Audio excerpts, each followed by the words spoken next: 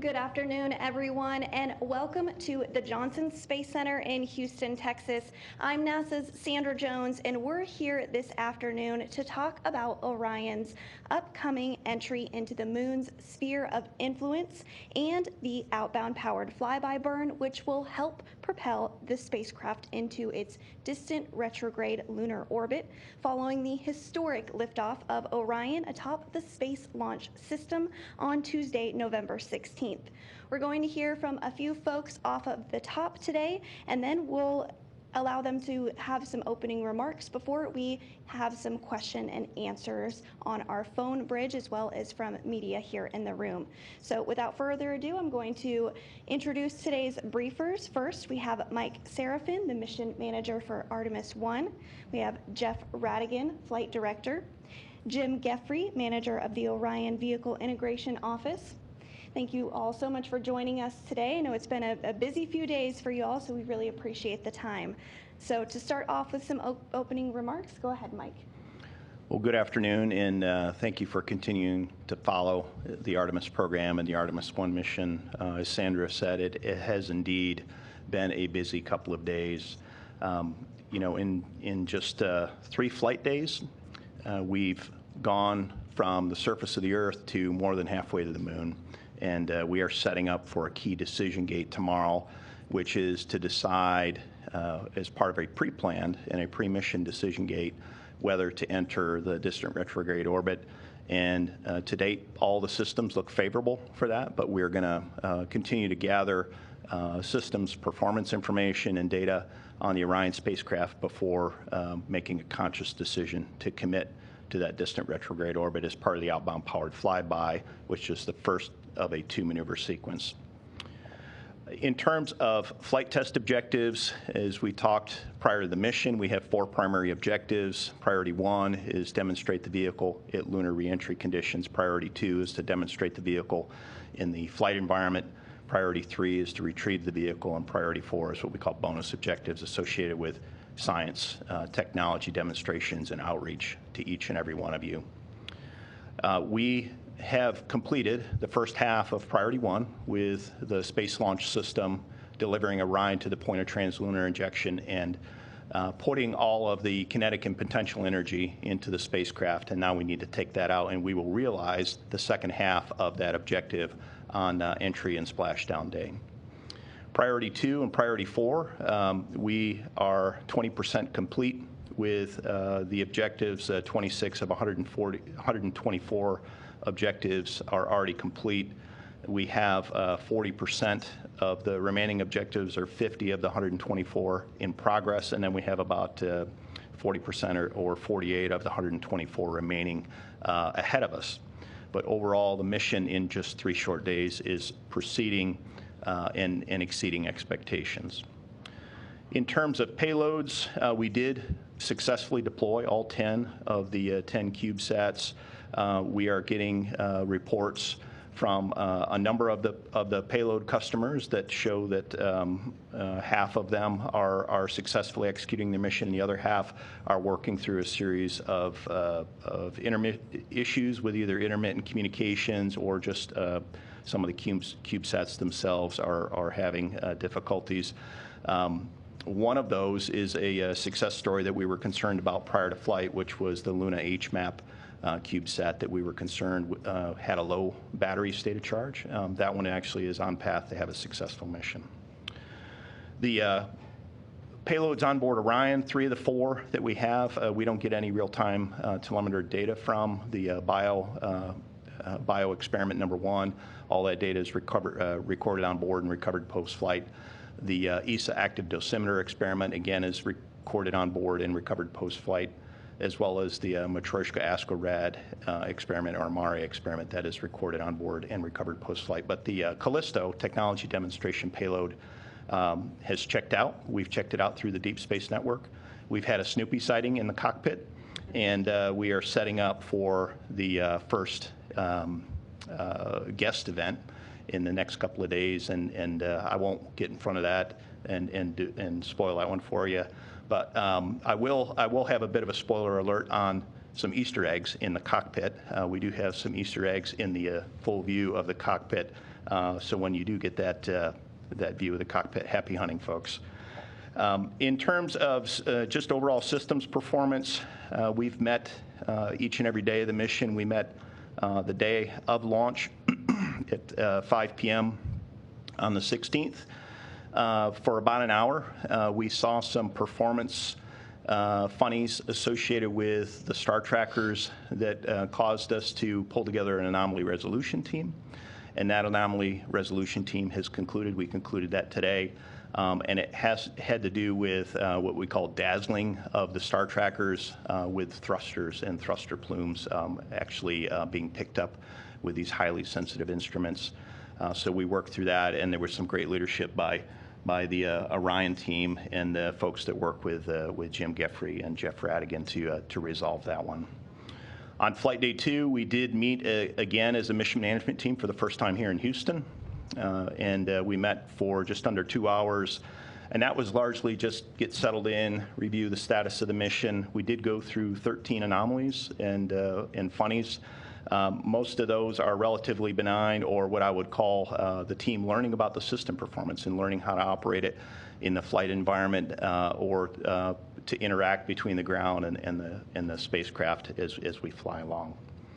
And then today we met to review the Orion spacecraft performance, and Jim will give you some highlights on it, but it is exceeding performance expectations, and it was actually fun to see the team come in and report on the Orion spacecraft performance. We did close out that anomaly resolution team associated with the star trackers, and we also celebrated a stalwart within the Orion program whose last day is today, Mark Kirisich, the former Orion program manager. So it was fun to see him share that moment where he got to recognize that his thumbprints are on the Orion spacecraft after his many years as within the program on his final day as a NASA employee. So that was a fun thing to share with him. In terms of just imagery, we've got a couple of items that we'll share with you. If we could cue up the first video, which is from the launch of the Orion spacecraft and the Space Launch System rocket. We've got the big physics of launch on full demonstration here for you. This is the rocket lifting off from the point of view of the Space Launch System and then doing its roll off the pad. And you can see the plume heading down towards the pad and just the rocket lighting up the Space Coast. And it was quite a sight for those that got to be there and feel it. You got to feel it in your bones. It was a remarkable launch. The next video that we've got for you is of the Orion spacecraft looking back at itself while it's mated to the interim cryo propulsion stage. And there's a bit of an Easter egg in this video too. If you look in the top center, you can actually see the core stage after separation below it. And this is one of the solar array wingtip cameras looking back at the main body of the interim cryo propulsion stage, as well as the spacecraft adapter, and then the aft half where the avionics ring is and the RL-10 engine is just off to the screen to the right. But to me, this was just a remarkable photo because we are some 975 plus miles in altitude here, and you see the core stage falling away back towards Earth, and this was just a remarkable video as well. And then the last one that we've got for you is of the solar array wings articulating for the perigee raise maneuver. And this is Orion looking at itself, and you can see the Earth below the spacecraft. We position the solar array wings to the load-bearing configuration for the perigee raise maneuver, and then we had the load-bearing event, and then we reconfigured them back and fully articulated them to the sun-pointing position. So these are just a few small highlights of what we've seen in the 3 short flight days, and it's been a remarkable mission to date, and we're proud to share all of this with you. So with that, I'll hand it back to you, Sandra. Thank you so much, Mike. Beautiful imagery and photos, certainly. So next up, we'll hear from Flight Director Jeff Radigan. Well, I got to tell you, it's a great day to be in the control center anytime we're flying a spacecraft to the moon. It's just a lot of fun for all of us that are operating the vehicle and checking it out, putting it through its paces. Today, the team was out doing the survey of the external of the crew module and the service module, using the Orion cameras to take a look at every inch of the vehicle that we can see, really check out and see how the exterior surface of the vehicle is doing, which of course leads to some of the video and pretty pictures that Mike was showing earlier. Of course, the team's preparing for the outbound flyby, and the OPF maneuver that's coming up. We've got a couple of trajectory corrections before we get there that we'll do over the next couple of days. And then, of course, we'll do the burn 70 nautical miles off the backside of the moon for about 2.5 minutes. And the burn will really put us on our way to the distant retrograde orbit, which is where we're going to continue the checkout of Orion. All of us will really be looking to receive data since the burn is done on the backside of the moon. And we'll lose comm with the vehicle for a little bit of time. It'll autonomously do the burn, and then we'll pick data up and see how Orion's doing. That'll lead us to actually 4 days later, where we'll do the DRI burn, the distant retrograde insertion, which is what really is the final step of putting us into lunar orbit. And that'll be another 1.5 minute burn that Orion will do and drop us off into the orbit, where we'll continue to check out Orion. So you can probably hear it in my voice. It's very exciting just for us in Mission Control. It's been a very exciting mission. As Mike said, there's been a couple of anomalies we've had to work, but overall a very clean mission, and we're really having a good time. Thanks, Sandra. Thanks so much, Jeff. And next we'll hear from Jim Geffrey, manager of Orion Vehicle Integration. Yeah, thank you, Sandra.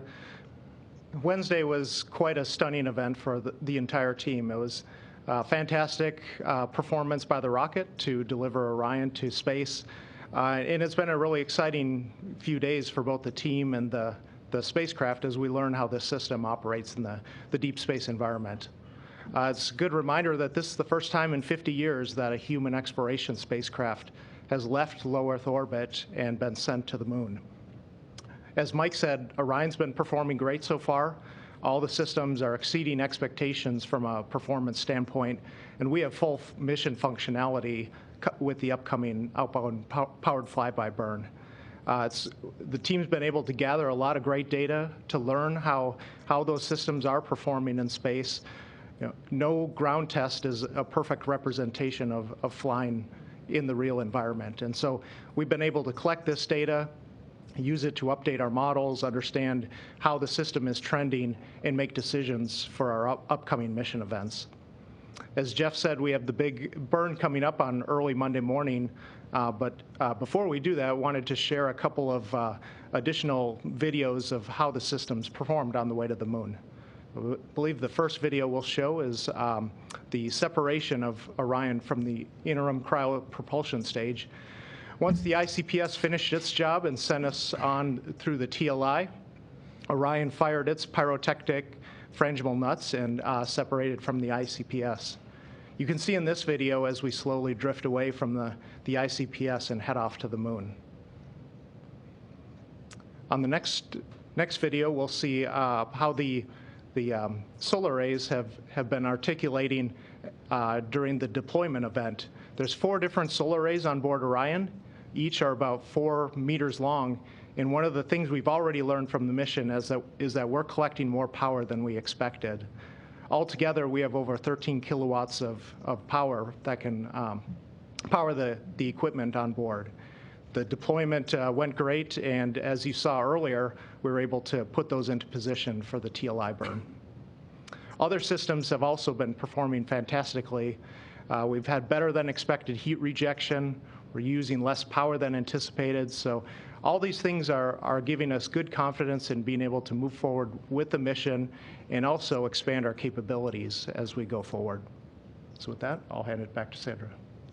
Thank you, and thanks to our briefers for those initial remarks. So as a reminder, we will be taking questions on our phone bridge as well as from any media here in the room. So if you are on the phone bridge, press *1 to submit your question and add it to the queue. And once your name is called, please state your name, affiliation, and to whom you'd like to direct your question to be answered. And if you do find that your question has already been answered, you can press *2 to withdraw it. So let's get started on our phone bridge. We do have several questions coming in already. And our first question comes from Marcia Dunn with the Associated Press. Oh, hello. My question is probably for Jeff. How long will you be without communication when you're doing that burn on the backside of the moon? How stressful, tense do you expect it to be before you get the data? And is there much wiggle room in case the burn doesn't go exactly right? What happens then? Well, I'll start with the stress piece. I'm sure we'll all be waiting as intently as we can, looking for the data to come back. It'll be about 34 minutes that we won't have comm with the vehicle, and so I'm sure we'll all take a little break and then come and sit and wait for the data to come back. This is absolutely a critical burn. It's one that Orion has to perform. But of course, it's got the OMS engine, which is the primary way of doing the burn, as well as additional auxiliary engines, such that if we have an issue with the OMS engine, the auxiliary engines will pick up and complete the burn. And we designate it as critical, which is why we configure the software to ensure that that burn happens. And there's a couple of those in the mission that we have. The vehicle's going to do a great job, and it's going to burn that burn, and we're counting on it to do so. Great, and it looks like we do have a question here in the room.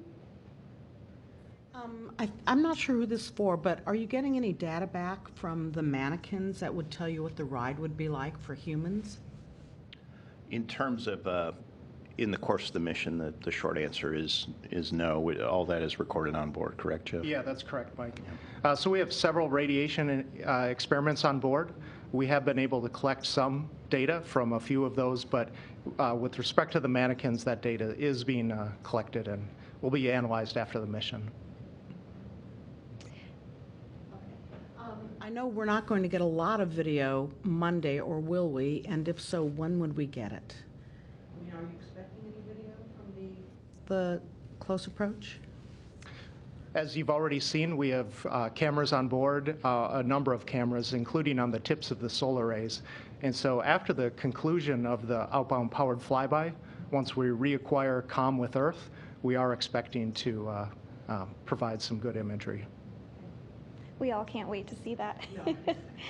Okay, next up is Robert Perlman with Collect Space. A question for Jeff and a quick one for Mike. You mentioned that the burn's going to occur on the far side of the moon. Do you know what notable craters or how we could orient where Orion's going to be in relation to passing over the moon at that point? And then for Mike, since you mentioned it, it's been the number one question we've gotten from our readers. You mentioned you saw Snoopy. When can we see Snoopy?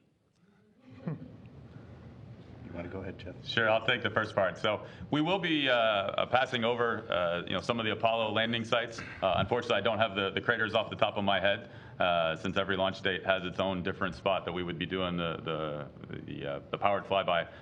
So I can't reference those to you, but I do know we'll be going over the Apollo 11, 12, and 14 sites, or close to them. Unfortunately, they're going to be in the darkness. They will not be sunlit, so we won't get very good video of them.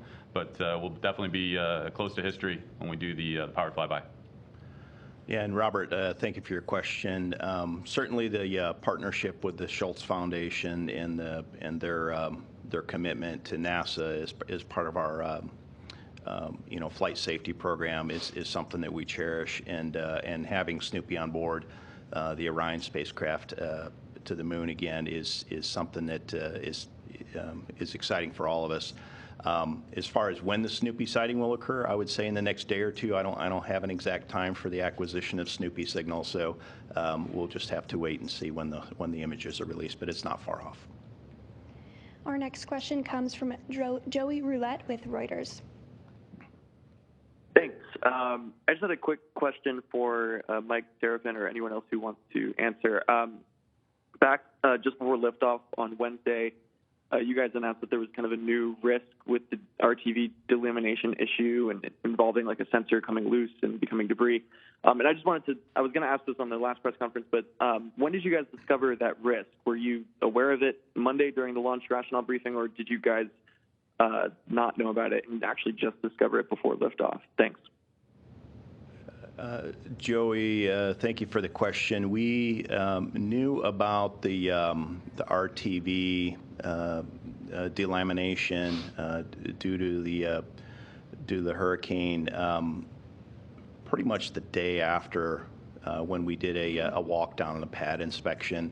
It took the team a little bit of time to do the full just assessment of the vehicle, and that was one of the findings that came back. And we went into a debris transport and just kind of acknowledged that there was a risk there. And relative to the launch attempt, when the risk was brought forward, it was clear that we needed a little extra time to develop that flight rationale, which is why we met on launch minus 1 day to understand the risk, have it characterized relative to other known risk, and so the story, it was a first story the day after the storm passed, and we did our pad inspection, and then we knew that there was an issue out there that needed to be worked.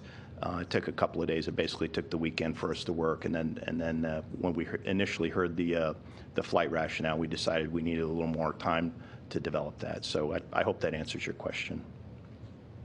Our next question is from Kristen Fisher with CNN. Hi, thanks everyone, and congratulations so far on a successful mission. My question, since I'm kind of representing the TV side of things here, I'm hoping somebody can go into a bit more detail about what we can expect with this closed flyby on Monday morning. You say that the video is going to be delayed. Can we get a more approximate time frame as to how long it's going to be until we're going to actually get to see this video? What sort of quality is the video going to be? And finally, can you just kind of explain why we're not getting to see these images live? I mean, I believe the Apollo 11 landing was broadcast live. Why now don't we have the technology to see all of this live? And pardon my ignorance there. Thank you. Sure, happy to talk through it. So there is video that comes down from the spacecraft that we get here live in MCC that we were able to see coming directly off the video.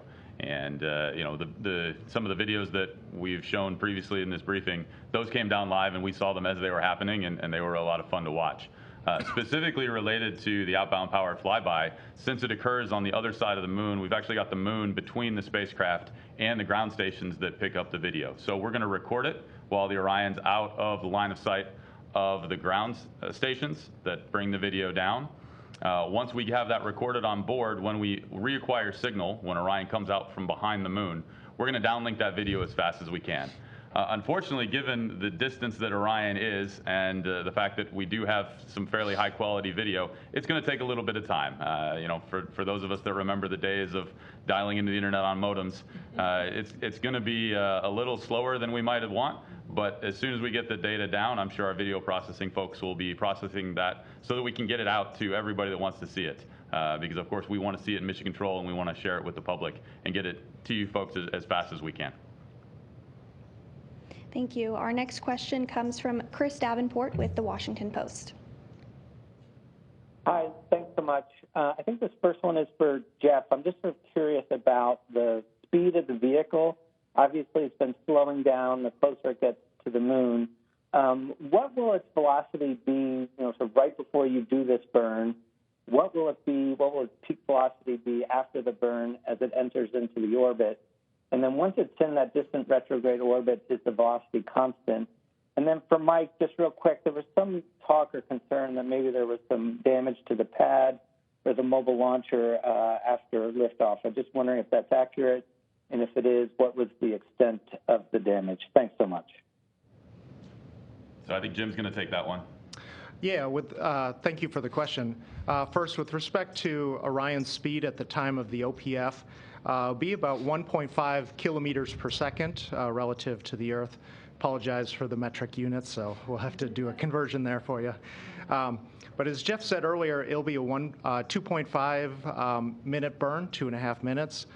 In that, we use about 2,900 pounds of Orion's initial propellant load. That's about 20% of the total load that we start the mission with. So relatively short burn, but it is one of the 4 big ones that we perform as part of the mission. Yeah, and Chris, and thank you for your question as well on the pad. The team is currently working through the pad post-launch inspections. There are a number of hazards out there that they're working through.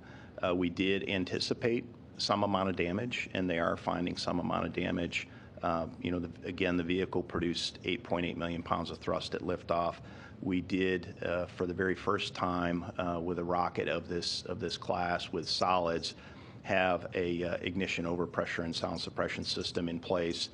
So, if you recall watching right at that initial, the final seconds before liftoff, there was a huge amount of water that came from that water tower that sits within the pad perimeter, and all that water came out of that tower, went down the pipe, across, and up through some piping into the surface of the mobile launcher. And that was purposefully there to dampen the acoustic shock as the rocket lifted off, because that can come down and bounce back up towards the rocket. So that water was there to dampen the acoustic shock, to largely protect the rocket. We couldn't put water everywhere on the mobile launch tower. The umbilicals did fine. The structure itself did fine, but we are finding some damage. For me, the most impressive photo that I've seen from damage was the blast doors on the elevators were removed through the pressure wave of the rocket, and they're having to restore that functionality with the elevators. So there are a number of findings, and because of the inconvenience, now we don't have elevators functioning at the mobile launcher, and it is a very tall structure. Folks are having to walk up and down it, and it's taking them a little extra time to get through it. But that said, the mobile launcher itself performed well. We just are having to work our way through some of the damage assessments, and it's taking us a little longer. Thank you both. Our next question will be from Marcia Smith with spacepolicyonline.com.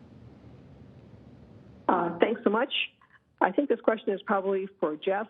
I'm wondering, how many burns are there altogether of the arms and of the auxiliary engines? And separately, perhaps for Jeff or for Mike, where did the core stage come down? And did you get any visual sightings of it? So I'll talk about the 4 major burns that we have on Artemis 1. Of course, we've been talking about the outbound powered flyby as well as the distant retrograde insertion. After we do a half a loop in the distant retrograde orbit, we'll then do a distant retrograde departure, and then we'll do a return powered flyby. And so those are really the 4 major burns that we use the OMS engine for, to get Orion into orbit around the moon and then to bring it home after we complete the half rev there. We do have some smaller correction burns. I think there's 12 or so of those that we do, but they're much smaller. We use the attitude maneuvering jets. So you can really think of it as 4 major burns for the entirety of Artemis 1 on Orion. And Marcia, again, thank you for your question. In terms of the core stage disposal, if you recall, we inserted the insertion altitude was a 975 by 16 nautical mile insertion altitude. We do have to loft the orbit with the Block 1 of the Space Launch System, which we will have an upgrade with what we'll call Block 1B with the enhanced upper stage starting with Artemis 4, where we don't have to loft. But because we have to loft with the interim cryo propulsion stage in order to have enough performance to make our way to the moon, we lowered the perigee to 16 nautical miles, which is going to get Earth capture, and the core stage certainly did that. It came down in the Pacific to the east of Hawaii and to the west of the West Coast, so well away from any human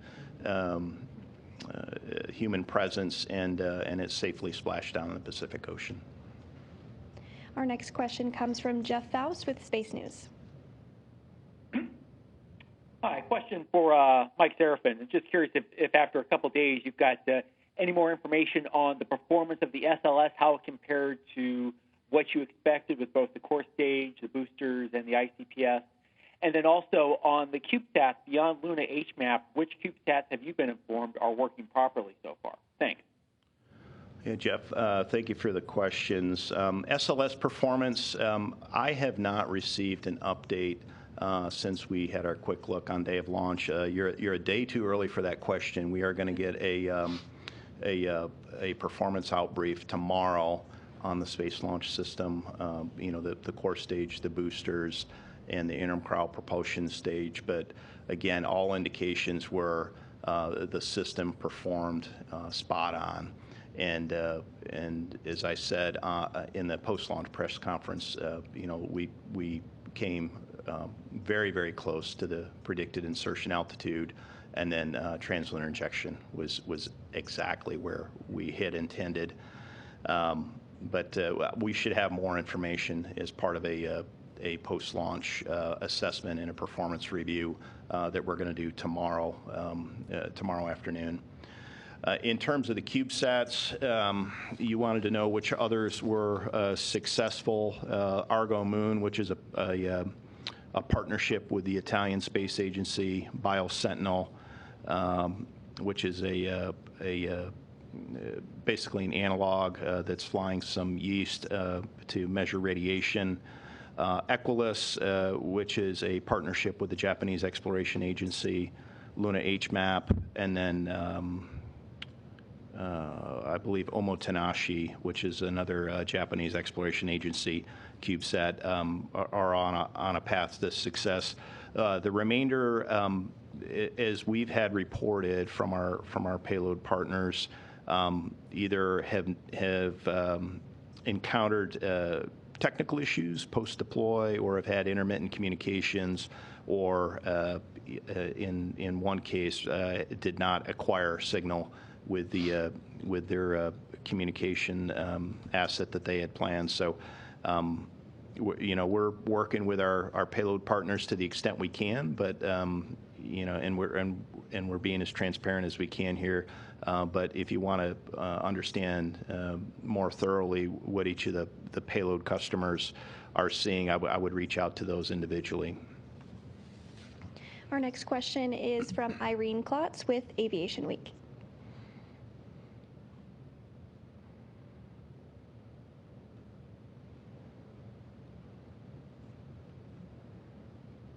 Disbanded, but was there any operational changes or any impact to the mission from that? And when was that team called together?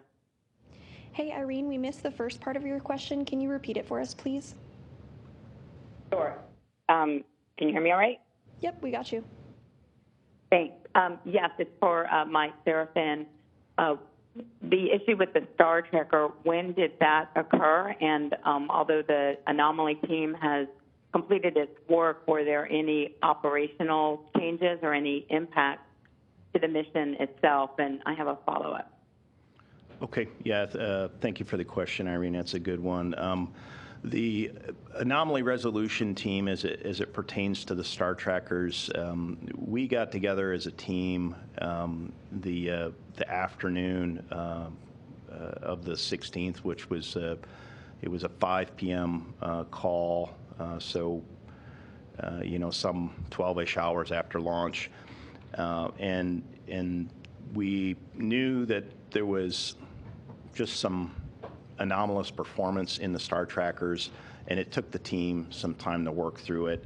And the Orion program, and one gentleman in particular, Ryan Proud, that led that anomaly resolution team, did a fantastic job of researching all the potential causes. And what we determined, it was not the hardware. The hardware was operating exactly as it was designed to.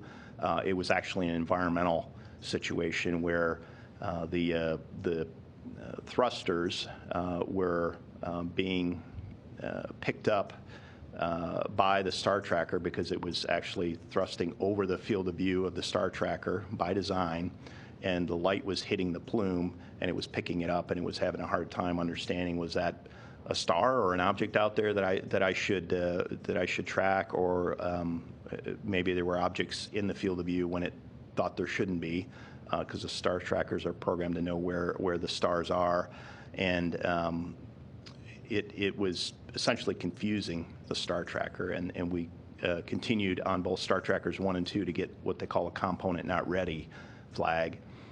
So it took us a little bit of time to work through that one. The star trackers were gathering data throughout, and it was just one of these episodic things that took some time to resolve.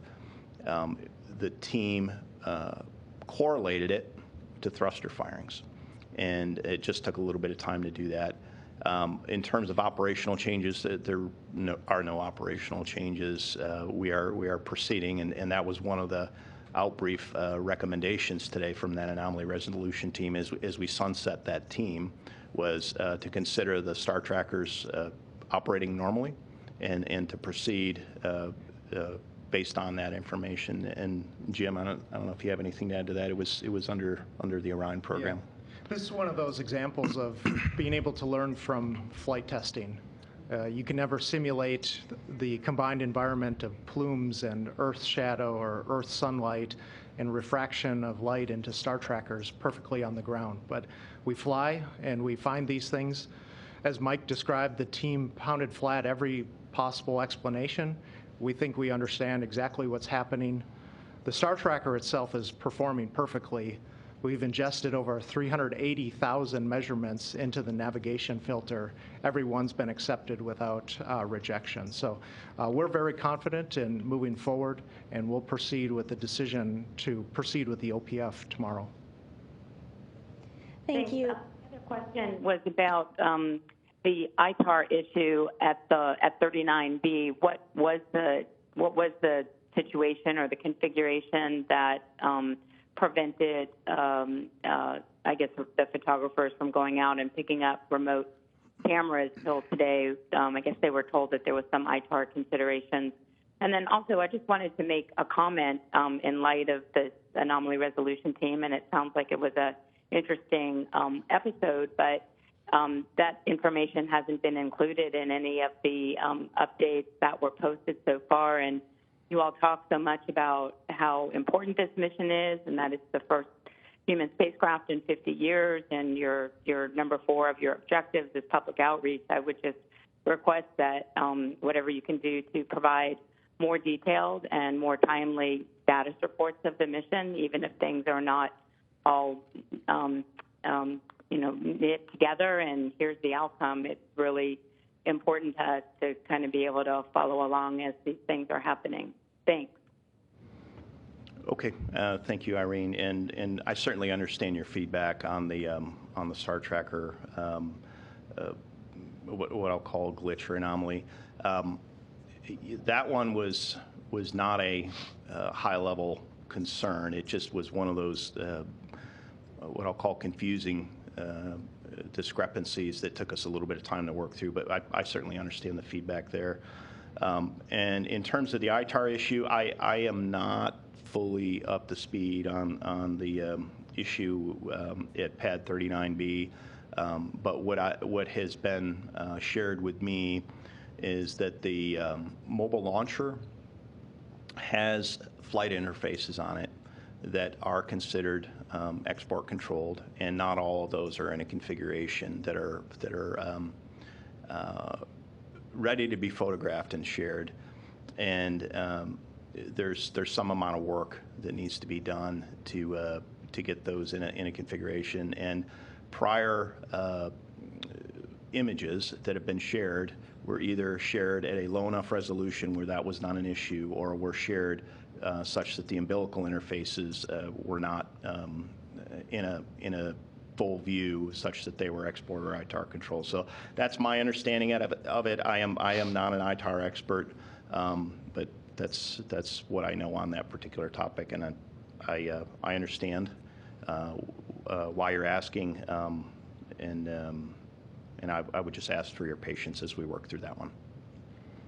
Thanks, Mike. Our next question comes from James Hillhouse with americaspace.com. Thank you, guys, for holding this briefing. I have a couple of questions. I guess the first one is, what is Orion's velocity going to be at the equigravisphere, I guess where the Earth and the Moon's gravity are equal? And the other question has to do with the smaller correction burns you mentioned. Are those being done by the auxiliary engines on the ESM or the ESM's reaction control thrusters? Thank you. Yeah, I'll take that question. First of all, we don't have the exact velocity at the sphere of influence. We know it's approximately 35,000 miles from the Moon, where Orion will then become under the primary influence of the Moon's gravity, but we don't have that exact figure available to us at this point. I can tell you again that the outbound powered flyby burn, Orion will be traveling at 1.5 kilometers per second relative to the Earth. With respect to the correction burns, we performed 2 of those to date. The first, which we call OTC-1, or Outbound Trajectory Correction 1. This one was done as a checkout of the OMS engine. The big 6,000-pound engine was executed perfectly. The second burn, OTC-2, was small enough that it could be performed by the small reaction control system engines, but we also have auxiliary thrusters on board, and the software makes that determination based on the size of the burn that has to be done. It picks the most efficient engine to use for that. We have 2 more of those coming up, OTC-3 and OTC-4, before we arrive at the Moon. Great. Our next question comes from Bill Harwood with CBS. Yeah, hi, guys. And first of all, just off the top, I'd just like to say I completely agree with Irene Klotz's observations. You know, the star trackers, I thought the flight rule required 2 operational trackers for a full duration mission. And so, I totally understand it's been resolved. I just would have thought that was a potentially more significant issue, but obviously not. Anyway, Mike, you said hazards at the pad. What does that mean? I mean, I'm not looking for a detailed assessment, but does that mean like debris somebody could trip over, a commodities issue, power lines down? I mean, any little details you can share? And for Jeff, you said 70 nautical miles at close approach. I saw something else that it was 70 statute. I just want to make sure I'm doing the right conversion. Thanks. Do you want to take the mileage thing? I'll take the rest of it. Sure. So the best information I have is 70 nautical miles. And I think that's really what we do our trajectory planning in. So that's the number I would use. Of course, I'll happy to be double checking with my flight design folks, who I'm sure will call me after this press briefing if I didn't get it right. And but 70 nautical miles is the distance that we're planning to, and that I have in front of me. I do want to address the star trackers real quick, in that we never had a case where we violated the flight rules. The star trackers were functioning sufficient that we could continue on with the mission. It was really a case where we were seeing something we didn't understand. And so you are correct that we do need the star trackers to continue on with the mission, but at all times they were providing us measurements that were able to allow the mission to proceed. And so while we saw something we didn't quite understand, the hardware was operating sufficiently that we were able to continue the mission. And of course, we talk in what if it doesn't work, but in this case, it continued to work sufficiently well enough for us to continue on while the team really investigated what was going on at the time. Yeah, and Jeff, I think you hit the nail on the head there. We were meeting the functionality requirements for attitude updates and navigation updates with the star trackers. So from a system performance and system functionality standpoint, that one was not violating the flight rule. It was, again, something that we didn't fully understand, and we needed to get a brain trust together to work through it, and it didn't take that long. That said, I understand again the feedback, Bill, and apologize that we didn't share that sooner. This is a bit of a marathon in terms of launching from the Kennedy Space Center, getting safely through translunar injection. We provided an update to each and every one of you after launch, and that was after a very long day. And then I'm speaking for myself. I think I went and took a nap at the hotel for about 3 hours, and then was notified that we had a funny with the star tracker. We did note that, and then I believe we noted that, and then we had the anomaly resolution discussion the afternoon of the 15th. Again, I'm speaking for myself. I took a power nap, and then got on a plane here to Houston the next day, and then we settled in and we worked our way down the funny list, and that was on the funny list, and we had over a dozen funnies on the list. So we are proceeding, given the information that we have, and that was not seen as a hard constraint. It was just something that we just didn't understand. It was initially outside of our experience base, but again, understand the feedback on that one. In terms of hazards at the pad, there were some gas line leaks that are used to inert the system, both on the nitrogen and the helium side.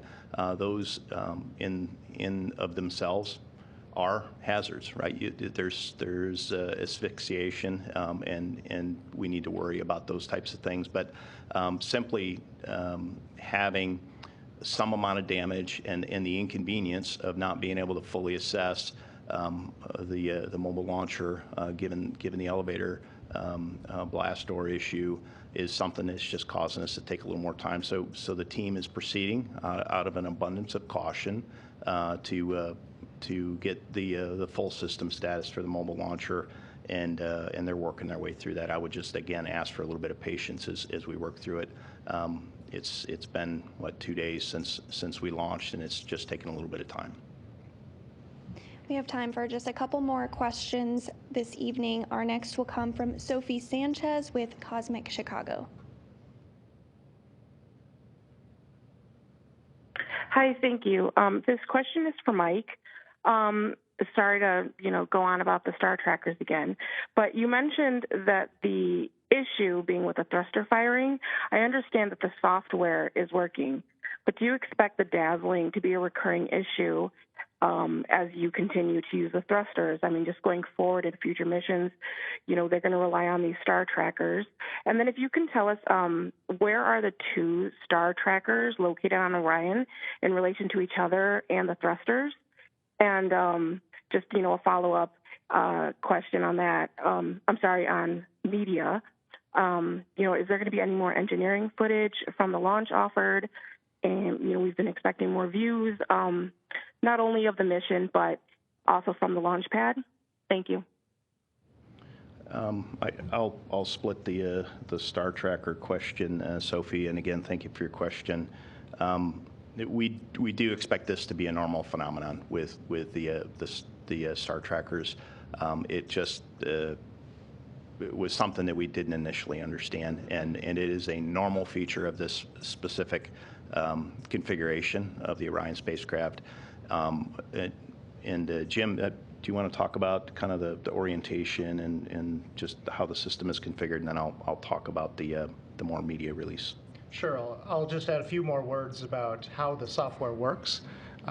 So the star tracker is constantly outputting its attitude knowledge, and the onboard software of Orion is looking for that information.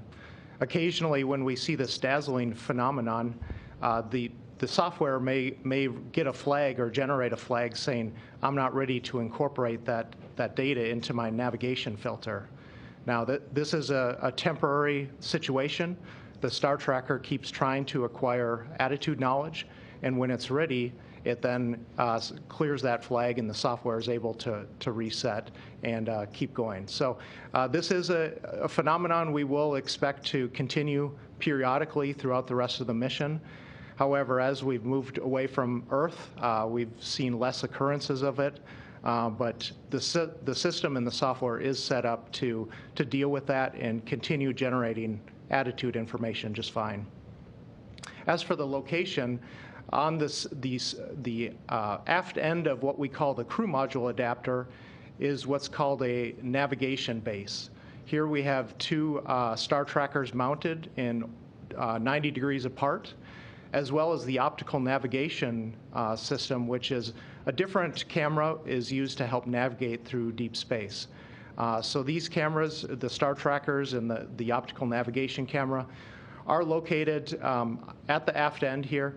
And if you recall the orientation of the service module, there are pods of reaction control thrusters oriented throughout 90 degrees apart.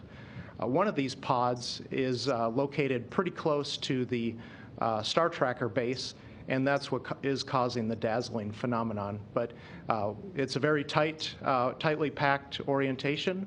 We have radiators and star trackers and many other equipment on that service module. And so this is just something that teams have seen in past spaceflight, and we're prepared to deal with it with no impact to the mission. Yeah, and on the orientation, Sophie, I'm sure we can follow up with you after the fact and show you a 3D model or show you, you know, kind of the graphic of where the optical bench and the star trackers and the optical navigation sensors sit on the navigation base relative to the thrusters, just to kind of give you a sense of where they are relative to the overall Orion spacecraft, but also relative to each other, the thrusters and the optical sensors.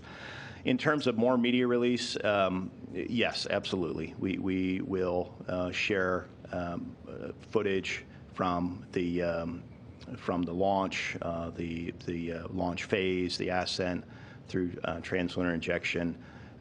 As Jeff was indicating earlier, we do have to manage bandwidth for any information that is recorded on board the Orion spacecraft.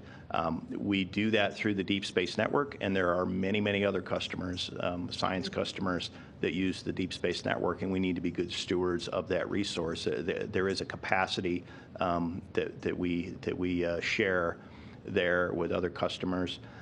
But the data that is on the ground, we do need to go through that from a export control and compliance process. That is not something that NASA imposes on itself. That is a federal law that we, because we have dual use technology, have to comply with, and there is a process to do that.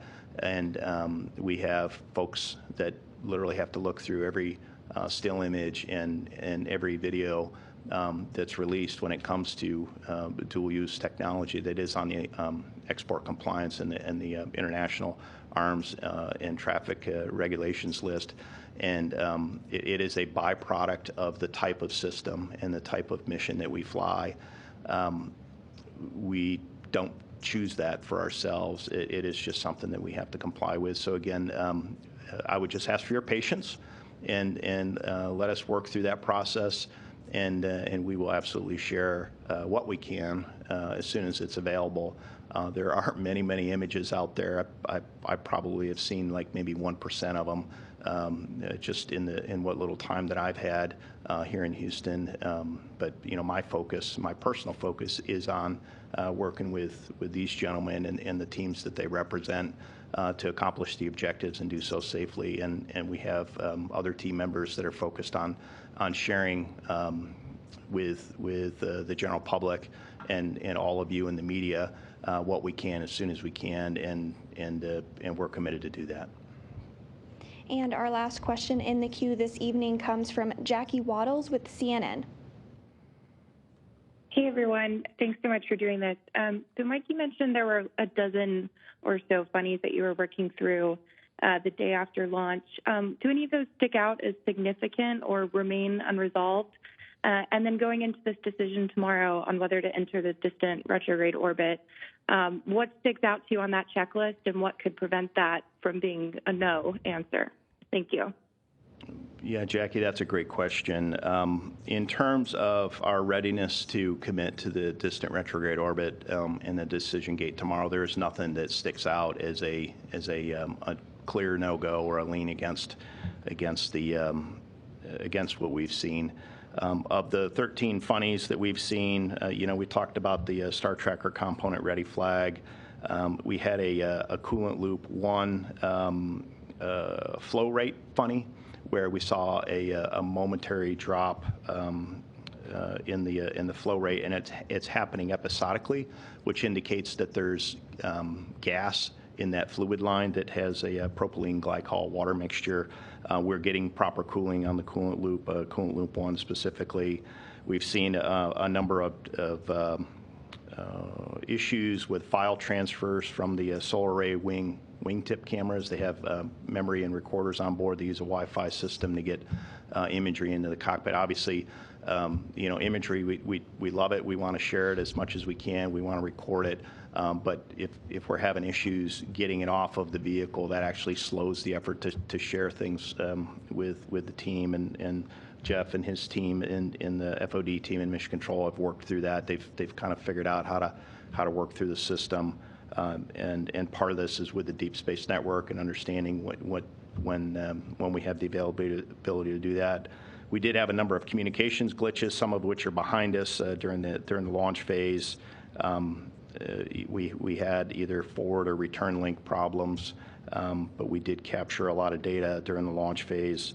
And we've seen that the spacecraft is running a little hotter when it flies tail to sun, but it's certainly well within limits. So those and some other micro switches and brake latch indications on the solar array wings, all those, the team has documented, worked through to understand, is this a thermal thing? Is it a micro switch thing? But overall, the system is performing really well. And right now, we don't have any again, hard leans or hard no-goes against the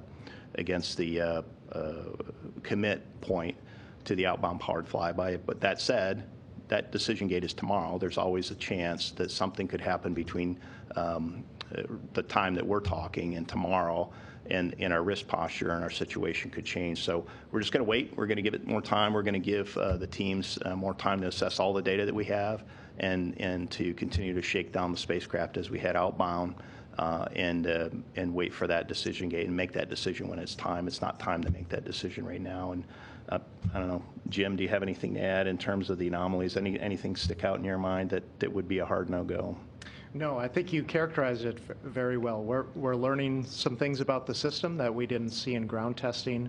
But again, the system performance has, in general, exceeded expectations, and everything points to being able to accomplish the outbound powered flyby and continue the mission. Okay. And Jeff, from your standpoint, you're one of the lead operators in Mission Control. Anything that you want to highlight in terms of our ability to enter the distant retrograde orbit and proceed with the outbound powered flyby? No, I would tell you that the vehicle is very clean, right? We're learning things on a first flight vehicle. A lot of that, honestly, is the operators going, hey, this didn't look like the way I expected it, but then we look at it a little bit longer and we say, well, that's performance that's acceptable. It may not be what we expected, but it is acceptable performance and it allows us to proceed. So there's a lot of that learning that's going on. And, right now, all the systems are meeting all of our flight rules to press for OPF. As Mike mentioned, the MMT will make that decision tomorrow, but right now we're looking good and we're ready to go continue executing. Yeah, so I think what you're hearing here, Jackie and Irene and others that have asked some of these questions, is we had an understanding of the system headed into the mission. We had predicts. We had, whether it was how much power we consume or how much propellant or how hot the vehicle would be. And we're not exactly matching that. And in most cases, it is performing better. We're using less power. We're using less propellant. It's a little bit warmer than we thought it would be, so maybe we don't need the heaters as much. We're seeing things that don't quite match our predictions. And the team is spending the time to go through that and doing it with a fine-tooth comb to make sure that there isn't something else there that is potentially a latent issue or something that would give us concern as we're sitting out there in the distant retrograde orbit. You got to recall that the distant retrograde orbit is a non-Earth return trajectory. We are deliberately going to put ourselves in an orbit about the moon and stress test this vehicle. So before we do that and before we commit to it, we're going to look at every rock. We're going to turn every rock over. We're going to make sure that we understand thoroughly what each of these things mean that don't match what we were predicting. And that's what you're seeing and that's what you're hearing. Great, thank you. And thanks to all who submitted questions this evening. And a huge thanks again to our briefers for taking time out of their very busy schedules to discuss the upcoming Outbound powered flyby burn and entrance of Orion into the lunar sphere of influence.